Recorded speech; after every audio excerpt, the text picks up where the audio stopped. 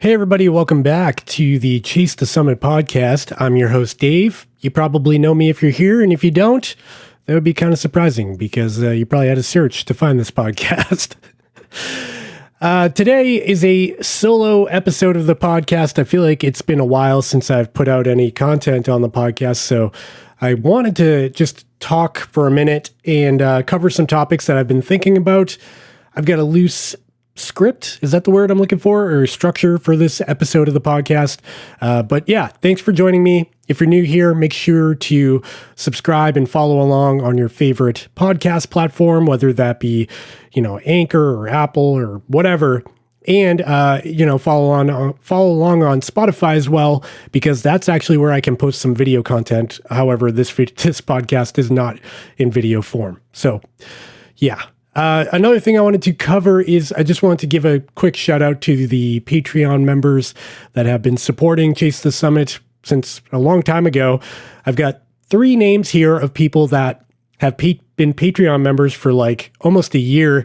We've got Darren Horton, Philip Palmer, and Bryce Norton Henley. I want to thank all 3 of you the most. It really means a lot to me, and the rest of the Patreon members, thank you for the support. If you're interested in checking out the Patreon page, you can go over to patreon.com/Chase the Summit to contribute as little as $4 a month, which sounds like a small amount, but it really helps me keep doing this thing I'm doing over here. So if you got an extra $4 a month, go check it out. So today's topics, we're going to be taking some questions from Instagram. We're going to be talking about what I've been going through on YouTube in terms of imposter syndrome. That's kind of like a personal thing, but I thought I would share it in a podcast because less people listen to this than they watch on YouTube. And finally, we'll wrap up this episode with my current training and goals for this spring. So going back to the first topic there, Instagram questions. If you don't know, I get a crap load of questions from YouTube, whether it be a YouTube comment, Instagram message, or email. And it is really hard for me to keep up with all of them and write back to every single person. I do my best, but a lot of them slip through the cracks and end up in my message request queue.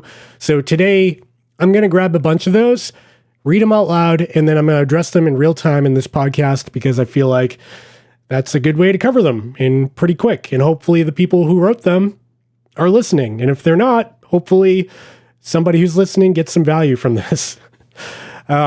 Yeah.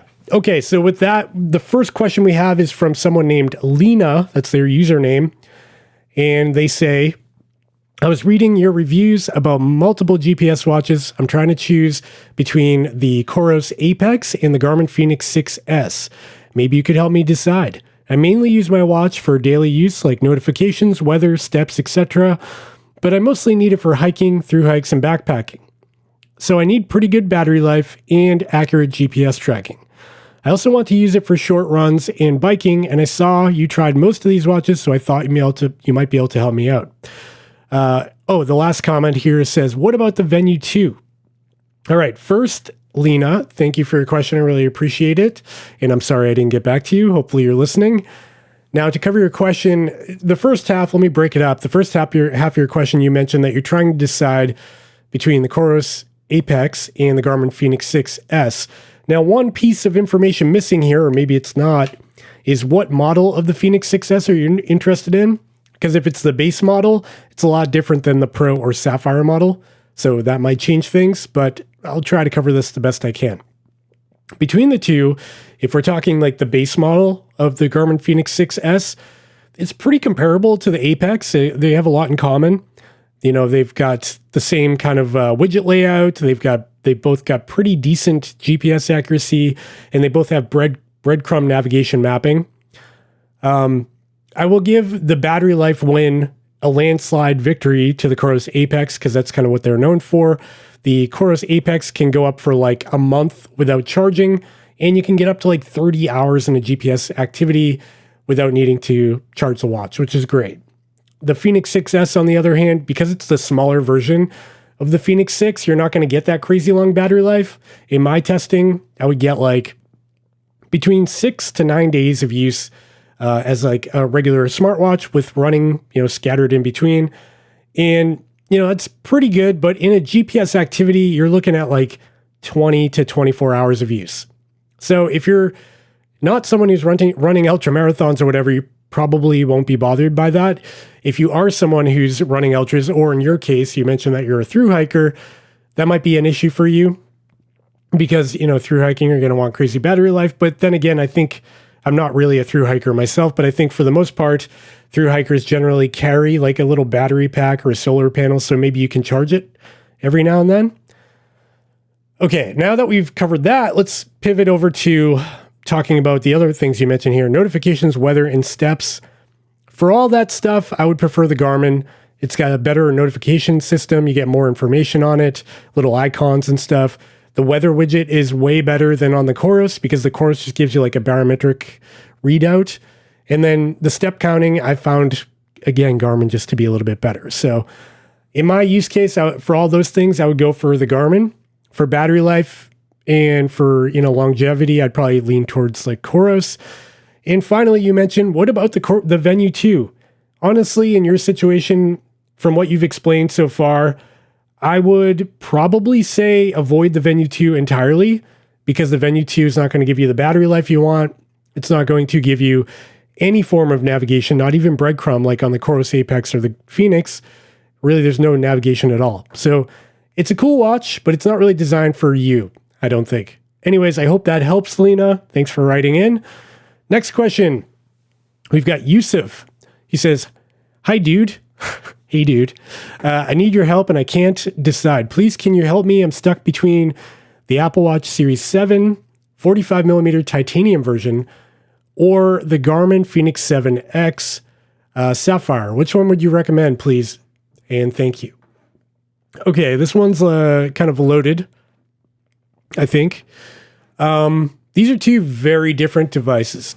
The Apple Watch Series 7 is a smartwatch first, and then like a sports and fitness tracker second, whereas the Fenix 7X is a tank of a sports watch that's also got some like smartwatch bells and whistles, but it's not primarily a smartwatch. You can use it that way, but like you'd be better off with an Apple Watch if you just wanted a smartwatch. So for me, I'm just going to share my opinion here, but if you are looking for a smartwatch where like you're answering text messages or downloading third-party apps or, I don't know, any other use cases, downloading a bunch of music applications like Apple Music and things like that, I would go for the Apple Watch because it's a better smartwatch, and it also has a brighter screen, a more responsive touch interface. Like all in all, it's just a better like everyday wear. The Fenix 7X, on the other hand, is a beast of a sports watch. You take it out of the box, you put it on your wrist. You don't have to download additional apps for sleep tracking, and it's collecting all the metrics right away. And I feel like it's just a easier to use sports watch with less like frills. So for me, I'd probably lean towards the Fenix 7X because it's just ready to go out of the box. Whereas the Apple Watch Series 7, there's going to be some setup and you're going to have to download apps for the things you want to do. The other big consideration here is going to be battery life. The Fenix 7X is a beast when it comes to battery life. You've got like a month of standby time. You've got it goes up to like 100 and something hours in GPS mode. It's designed for ultra running. It's designed for hiking, multiple days, trekking, expeditions, and it's built like a tank. The Apple Watch, on the other hand, you're lucky to get 18 hours out of it. You have to charge it every single day of the week. And if you use it for GPS tracking, you're only going to get 6-7 hours before the battery dies and you have to charge it up. So if you're a marathon runner, totally fine to get an Apple Watch. If you're a 50K runner, probably fine. If you're like a sprint triathlete, probably fine. For everything else, longer distances, through hiking, ultra marathon running, I would go for the Fenix 7X, get way better battery life. And finally, let's talk about navigation. Like I said before, the Apple Watch can do almost everything, but you need to download additional applications to do a lot of this other stuff, whereas the Garmin can just do it out of the box. And that, again, ties into navigation because when you're taking your Garmin out of the watch, it's already got maps installed on it. You can go outside, see exactly where you are on a map on your wrist. No cellular connection or Wi-Fi or anything. It's all downloaded to the watch. The Apple Watch can actually do this, but you'll have to download a third-party app like All Trails or Gaia GPS or something like that, and then download the maps to the watch. And even in that case, it's still not on the same level as the Fenix. So I'd say if your main goal is a smartwatch, get the Apple Watch. If you care about battery life or navigation features or just general health and wellness features, I would go for the Garmin. That was long-winded, but I hope it helps. Okay, next question. We've got Zach. Zach says, all right, I reached analysis paralysis. I found the base Fenix 6 for the same price as the Garmin Instinct 2. Am I splitting hairs, or is the Instinct 2 slight improvement in GPS and heart rate worth it over the older Garmin Fenix 6 model? General fitness and health use with occasional hiking and hunting. Zach, thanks for writing in. Appreciate it. I'm going to try to answer this question. Now, DC Rainmaker, Rainmaker, he actually made a whole video about the Instinct 2 versus the Fenix 6, which is worth checking out if you haven't seen that yet. But in your case, you're comparing the base model Garmin Fenix 6 to the Instinct 2, and that gets a lot tougher. So the Instinct 2 is going to give you a more accurate heart rate sensor. It's also going to give you a slightly better GPS performance, like more accurate GPS tracks. And it's also, I feel like it's just a more durable watch. Even though the Fenix 6 is made out of metal, the Instinct 2, because it's made out of plastic, is actually a benefit, because if you scratch a plastic watch, it's still black plastic inside. Whereas if you scratch your Fenix 6, it's going to be like a shiny metal showing through the paint. So that's another consideration. Another thing to consider is that the Instinct 2, it has the latest software, so it's got newer features. You get things like the updated body battery, and it does have the new sleep widget and stuff. And yeah, the older Fenix 6 does have that, but the point I'm trying to make here is that Garmin is more likely to add new features to the Instinct 2 than it would be to the Fenix 6 because it's a newer device. And the way Garmin works is if there's a new version of something, the old one, they don't just let die. Like, they'll still support that forever, but they typically add new features to the latest and greatest, whereas the old ones will just get firmware updates to make it keep working. Like, you won't get new stuff on a Fenix 6, whereas in the Instinct 2, you might. So, yeah, there's that. The final consideration here is mapping and music, but again, I think you mentioned, so you mentioned the base Fenix 6 model, so those don't apply. For general health and wellness use, it's a toss-up, man. Like, I don't know. They're both the same price. If you want a better display, like a more modern-looking watch that maybe looks a little classier, maybe go for the Fenix 6. I'd say if you don't care about the looks, you'll probably get more from the Instinct 2. Just kind of crazy because the Fenix 6, just a couple of months ago was the flagship device. It was the best thing they sold. And here we are with the Fenix 7, the Epix, and the Instinct 2 floating around. And all three of those are great. Anyways, I don't know if I answered your question, but I tried. I'm going to move on to the next one now. Next question comes from Alexander. I just wonder if you could help me choose one of these watches. I work as a parking guard, so I walk and ride my bike a lot. I've been looking at the Fenix 6 or the Suunto 9 Peak or the Instinct 2. I've been testing out the Chorus Vertex and Apple Watch, but I didn't like either of those. Okay, a lot of information here, even though you didn't write much. So you're looking at the Fenix 6 or the Suunto 9 Peak or the Instinct 2, but you go on to say that you did not like the Chorus Vertex. And I'm going to say that because you say you didn't like the Vertex, I would say don't get the Suunto 9 Peak or the Instinct 2. I would lean towards the Fenix 6. And the reason I say that is because the Chorus Vertex has a lot in common with the Suunto 9 Peak and the Garmin Instinct in that they're both pretty basic watches. Like there's not a crap load of features in there. There's not a whole lot of smartwatch stuff. Where the Phoenix 6 has more of that stuff, where you have the option to have music on board. You have the full mapping capabilities. There's a little bit more to it. So I think if you didn't like the Vertex, you probably won't like the Suunto 9 Peak or the Instinct 2 Solar, but you might like the Phoenix 6 or the Phoenix 7 if you have a little bit of a bigger budget. Okay, that was a lot. That was a lot for me to talk about in a short period of time.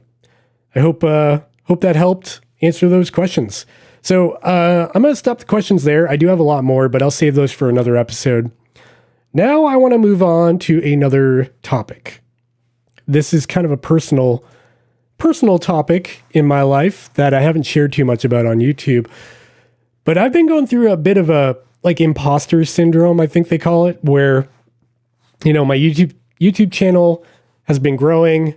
The views are coming in. A lot of comments are coming in. It's been really exciting and fun. And I absolutely love creating content for YouTube. But like, as I do it more, it's become this weird, like stressful thing. It's actually given me a lot of anxiety because when I post a video, and a lot of times I'll make a mistake. Like, for example, I made a mistake in the Fitbit Charge 5 video. I said something along the lines of, you can't swap out the activity profiles in this thing. And that frustrated me. And then a bunch of comments came in to say, actually, you can do that. You have to click on your account, blah, blah, blah, blah. And that is like, I don't know.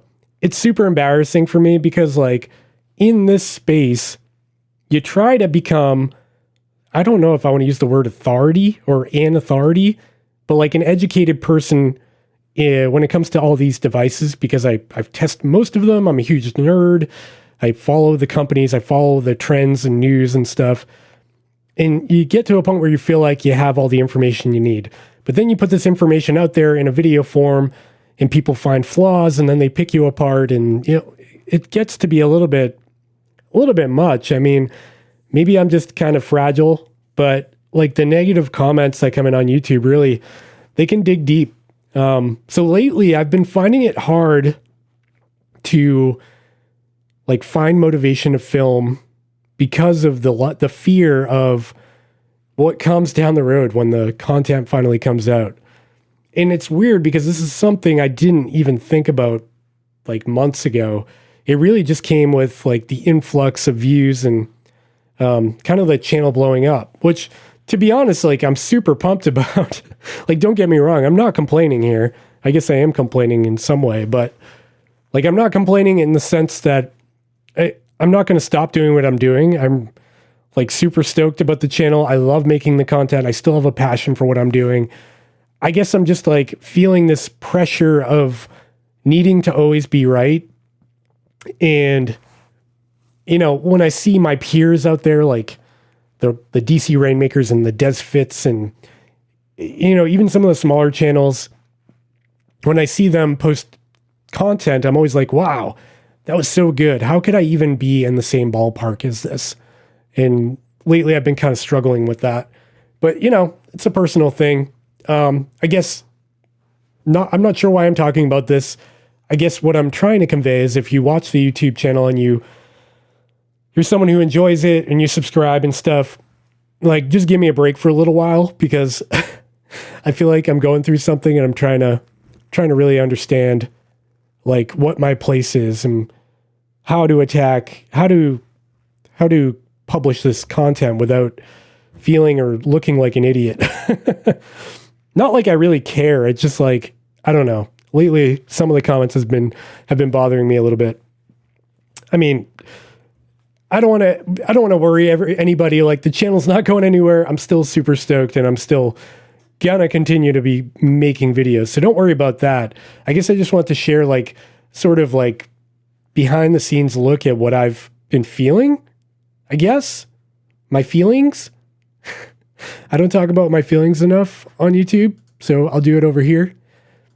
Anyways, a bit of imposter syndrome. And I think that just came from mainly the holidays, because that was kind of a big period of growth for the YouTube channel. I had 1 month that hit 1 million views, and that's never been done on the channel before, which is crazy. And again, I'm super excited about that. But when you think about like 1 million eyeballs looking at you, it's a lot of eyeballs, man. I'm kind of an introverted guy, so 1 million eyeballs is more eyeballs than I want to deal with. Yeah. And it's weird because like at the beginning, I always thought I want more views and more of this and more of that. But like as it grows, more views and more subscribers almost feels a little bit more, gives me a little bit more anxiety. And yeah, it kind of makes sense. You know, there's more. It's imagine standing on a stage in an auditorium or something with one person watching you or like 1 million. There was a big difference there. So I don't know. I've been trying to like take a step back and try to just relax a little bit and be less. I've actually been watching my old videos recently and trying to see, like, bring back that sense of curiosity and like naiveness, is that even a word, and enjoyment that I used to have. Just like taking it a little bit more lightly and not really being so critical on myself. So just a new, fresh perspective on making content. So if you're not subscribed to the YouTube channel, go do that now, because I think I'm going through some period of growth here, and it's probably going to make me better. I feel like the content coming out the other side will be way better once I figure all this out. Anyways, maybe I'll edit this whole thing out and you won't even hear about it. Or maybe I won't. And yeah, this is my podcast. I can do what I want. Right now I'm sitting in my home office and everyone's out. Kids are at school. My wife went to work today. She brought the baby with her, which is great because now it's quiet here and it's my lunch break. So I'm doing my podcast and then I'll get back to my real job. And it's kind of nice, you know, just kind of talking to a microphone. And if you're listening to this, sorry that I'm rambling on. All right. Final topic for this YouTube. Not a YouTube video, Dave. This is a podcast, audio only. Final topic for the podcast today is going to be my current training status. So this is kind of a mixed bag. There's been a lot going on behind the scenes here in regards to my training that hasn't been shared on YouTube because I haven't really been posting a lot of like vlog videos or race videos. It's been really like reviews and stuff. So I'm just going to share a quick blurb here and probably post a video more in depth about what's going on YouTube. Right now, I'm training for a 50-mile race that's coming up in May. It's called the Way Pack and Back. That race takes place, I think, first week of May, and it's pretty hard. I've done it a couple times in the past. It's 50 miles in about 11 or 12,000 feet of elevation gain. There's some pretty rugged sections. There's a couple of mountains involved. Mount Watatic all the way up to Temple Mountain, and a good amount of elevation gain throughout there. Pretty rugged course. So it's something I'll have to be ready for. Another thing is that this potentially might be a qualifying race for the Vermont 100. I am registered for Vermont.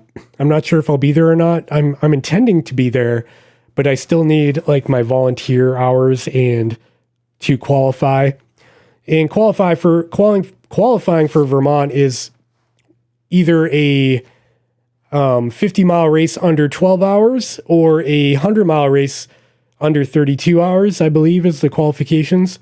So I was hoping to do the Way Pack and Back under 12 hours, but it's actually a really hard race, so I don't even know if I'll be able to do it under 12 hours. So I may need to, find a easier 50-miler to cover that ground with and get my qualifier. I don't really know.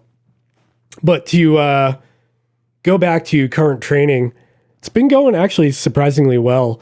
I've been doing a lot of treadmill runs, which isn't my favorite thing to do, but it's, it is what it is. And I've been trying to do like 5 miles a day minimum on the treadmill, and then getting in longer runs in the evening or on the weekends.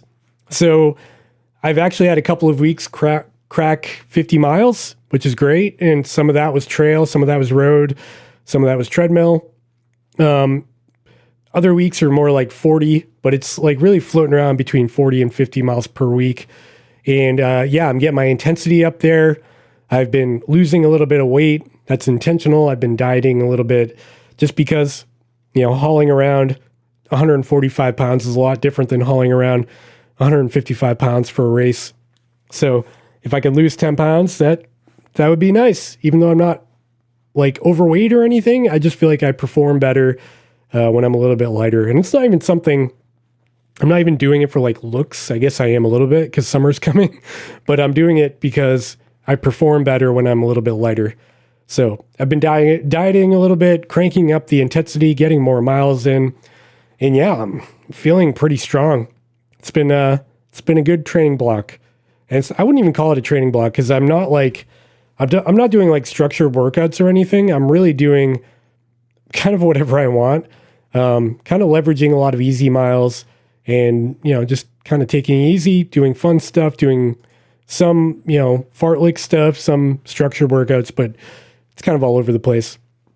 I think as the race gets closer, I'll probably get a little more serious and maybe do like real structured training plans, like weekly mileage and, scheduled long runs and stuff. But for now, just kind of shooting from the seat of my pants. It's going all right for now.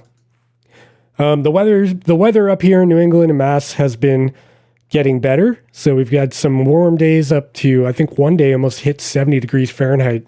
Just crazy this time of year. But these past couple of days, it got cold again. Yesterday was actually like 29 degrees, and it actually snowed. We got like 3 inches of snow yesterday, but fortunately it warmed up this morning and it all melted away. And it's sunny out today, probably like 48 degrees out there, and not bad. So what else can I talk about? Yeah, in terms of training, it's been going well, but it hasn't been like super easy either because there's been a lot of stress between my real job, which is mechanical engineering for like a robotics company. And then, YouTube has been, I don't want to say stressful, but it has been something. It's been, a consideration in my brain. And then finally, is like we're going through this house hunting thing. We're actually considering moving, which is kind of like the worst timing for it between housing prices and my job situation right now and YouTube. It's like there's a lot on my plate. So thinking about packing up our whole house and moving is just a real headache, but it is there in the back of my mind. And it's been something we've been trying to do for like a year. We've been house hunting and shopping. And for those of you who don't know, like my situation, my family situation, I'm married, we have a dog, and we also have 4 children. I have a baby who's a girl. She's 5 months old right now. And then we've got 3 other boys who are 4, 5, and 9 years old. And we live in a 3-bedroom house. So 3 bedrooms with 4 kids and 2 adults is not easy. My daughter, the baby, gets her own room. My wife and I have a room. And then we've got 3 boys sharing 1 bedroom, 1 pretty small bedroom, 2 in a bunk bed, and then 1 in a loft bed. It's like a hostel in there. It's like a bunk room to a cabin. For now they're enjoying it, but as they get older, I think that's going to get tougher. And already with the 9-year-old, he's been like itching for his own space, and they've been kind of at each other's throats up there. So yeah, it's become like a concern to move. It's not something I really want to do because I really actually do like our house a lot. And, moving is a huge headache. And especially what we've been talking about is like maybe new construction, which I don't know if any of you have built a house before, but man, it sounds like a nightmare. And it also means we'd be homeless, like living in my in-laws' house in the basement or something with 4 kids. And I don't know if I'm up for that, but yeah, it's something that might happen. And, again, I don't even know why I'm talking about this stuff, but it's my podcast, so I'm putting it out there. Anyways, this was just a quick episode of the Chase to Summit podcast, and I hope you enjoyed it. This episode, we covered questions from the Instagram, and I just wanted to update everybody on current training, what I've been going through lately, and where we're at. Stay tuned to the YouTube channel because we've got a lot of exciting content coming up. including, I'll give you a little behind the scenes here. I've been testing out the Oura Ring 3, and I tell you, I've been really enjoying my time with it. I'm going to be filming that review very soon, so stay tuned for that. I've also been testing out a couple of nutrition supplements, which I found really interesting. One being Athletic Greens AG1. I've been taking that for like a month now, and I plan on making a video about my experience with it so far because it's actually been pretty cool. But yeah, it's not all upsides. There are some downsides to that. I've also got a lot of footwear reviews coming up between the Ultra Mont Blanc, the Solomon Ultra Glide, and a couple of other spring footwear options in terms of hiking. We've got a lot of earbuds and headphones on the docket, and I've got some other fun projects that are in the backlog here that I'm scrolling through on my computer right now, and I'm not even going to talk about them because they're not fully fleshed out yet, but they will be soon. Anyways, I think I'm going to wrap up this episode now. We're coming up on, what do we got? 31 minutes. And I'm not going to edit this. I'm just going to call it a ramble podcast that I'm putting out there for all of you to listen to. If you enjoyed this podcast, I would really appreciate it if you checked out the Patreon page over at patreon.com/chasethesummit. Go over to chasethesummit.com to check out the merch store where we have t-shirts and hats and stuff like that. Follow me on Strava. I've got links in the show notes for that. Check out the Discord server. And finally, make sure, as if your life depended on it, to go over and subscribe to the YouTube channel, because that's the most important thing. Okay, that wraps it up, people. Thank you for joining me, and I will see you in the next episode. Goodbye.